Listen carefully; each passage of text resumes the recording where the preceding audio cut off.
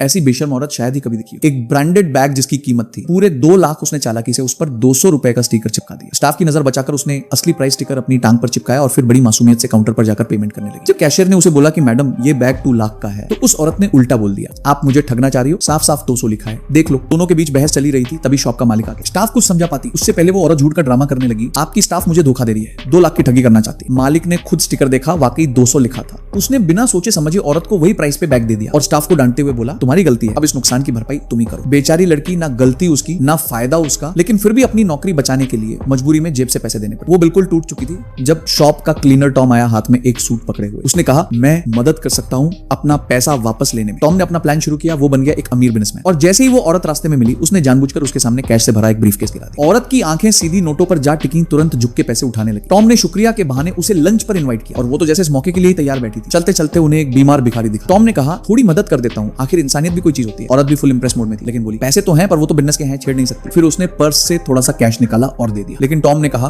तुम जैसी high standard वाली लड़की से इतना छोटा डोनेशन अच्छा नहीं लगता। तुम रोज लाखों की डिशेस खाती हो, इतनी महंगी वाइन पीती हो और भिखारी को सिर्फ इतना। उसने इंप्रेस करने के लिए तुरंत अपना सारा कैश निकाल कर दे दिया। टॉम बोला, चलो इसे दवा भी दिला देते हैं, और जाते जाते ब्रीफकेस उस औरत को पकड़ा दिया। थोड़ी देर संभालना प्लीज। वो तो खुशी से झूम उठी जैसे लॉटरी लग गई हो। जैसे ही वो अकेली हुई, ब्रीफकेस खोलकर पैसे निकालने लगी, पर अंदर थे सिर्फ प्रैक्टिस नोट्स, नकली पैसे। उसके चेहरे की हवाई उड़ गई, समझ आ गया कि उसे भी कोई 200 रुपए वाला सबक सिखा गया। और उधर वो भिखारी दरअसल वही स्टाफ थी जिससे उसने सुबह 2 लाख का बैग ठगा था। टॉम और उस लड़की ने मिलकर उसे उसी की भाषा में जवाब दिया और आखिरकार जिसने धोखा दिया था उसे ही सबसे बड़ा धोखा मिल गया।